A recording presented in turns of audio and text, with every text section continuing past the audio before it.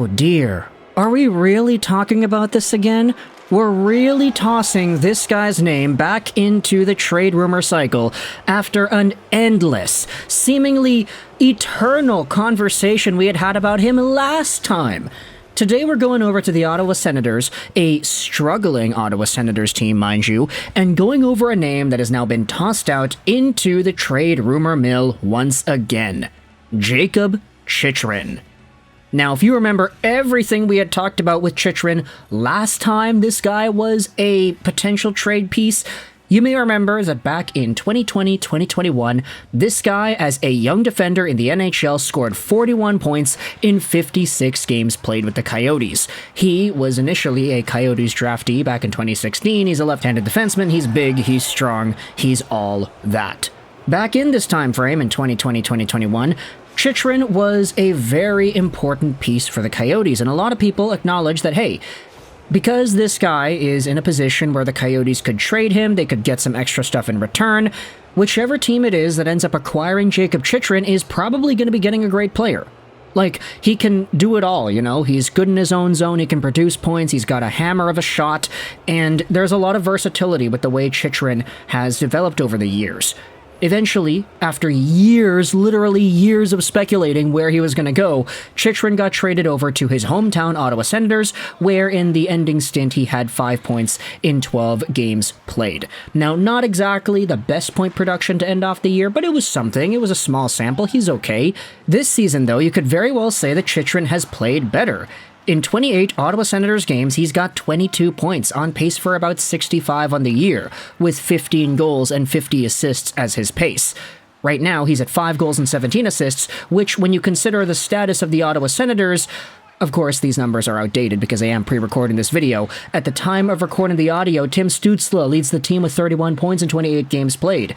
Jake Sanderson is the second most productive defenseman, with 17 points in 28 games played. Bernard Docker is up here too.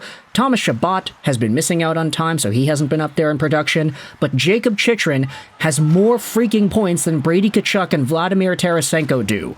That kind of goes to show you just how good Chychrun has been, and how maybe lackluster the rest of the Ottawa Senators lineup has executed results. Either way, all Ottawa Senators tribulations aside, because we can go in deep as to how that season has been going for them, we had ourselves an article published by Nick Kypreos last week on December 21st, 2023, asking a very interesting question about Jakob Chychrun. Now, I'll leave a link in the description if you want to go ahead and read the article, but the title of the piece says this: Kyle Dubas had a chance to tell his side of the Maple Leafs breakup story.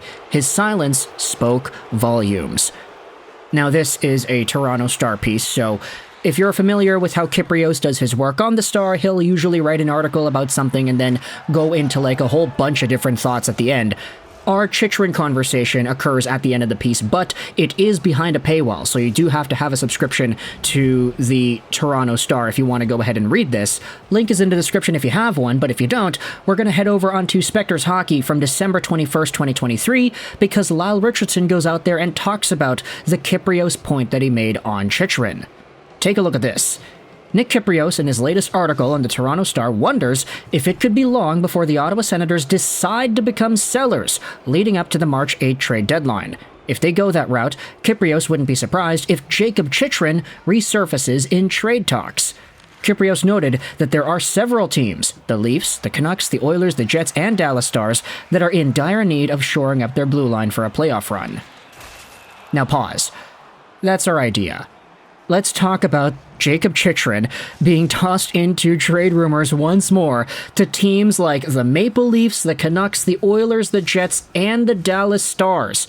Now, before we dive deep into it, we just got to acknowledge that Chychrun in his contract right now has a modified no-trade clause. He's making $4.6 million a year. He's cost-controlled till 2025. You could say he's very good compared to the dollar amount he makes. A point-per-game defenseman at $4.6 million a year is a steal, especially at 25 years old. But because there is modified no-trade protection, there are only a certain amount of teams that Chychrun would be eligible to get traded to. Now, whether or not the Maple Leafs, Canucks, Oilers, Jets, or Stars are on those lists, it remains to be seen. But for some further analysis on this is what Spectres Hockey goes out there and writes about in regards to this conversation. Chychrun was the subject of 2 years of prior speculation before he was acquired by the Sens before last season's March trade deadline. I would have my doubts about the Senators moving Chychrun if Pierre Dorion was still the GM. With Dorion gone, perhaps it's not that far-fetched if they go into sell mode in the new year. Interim GM Steve Staios wouldn't have the same attachment to the current players on this roster. Chychrun still carries an affordable $4.6 million AAV salary through 24-25. He's also slated to becoming an unrestricted free agent in July 2025, which could also factor into where he fits in their plans. Unlike last season, however, there are a couple of sticking points if the Sens decide to move Chychrun. He carries a 10-team no-trade list, and there are only a certain amount of teams that have the cap space available, etc., etc. We all recognize the deal here.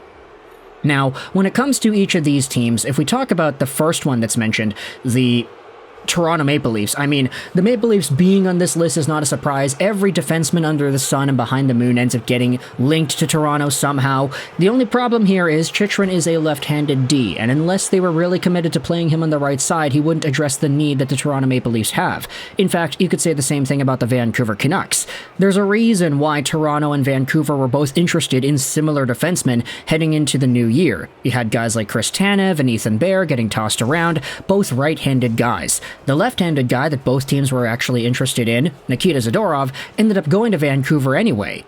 So, for Jakob Chychrun, I wouldn't be surprised if the Vancouver Canucks are only a name being tossed out here just for the heck of it, but if they really just didn't see interest in this. They want righties, and Chychrun being a lefty doesn't really fit that mold. And besides, if you wanted to force it, you wanted to play Chychrun on the right side, I'm not too sure if the Vancouver Canucks would be too keen on doing that. The last time they had a left-handed defenseman primarily playing on the right side was Nate Schmidt, I want to say. Sure, you could say there were some other names swapped around in there, like Kyle Burrows, I think, spent some time on the right.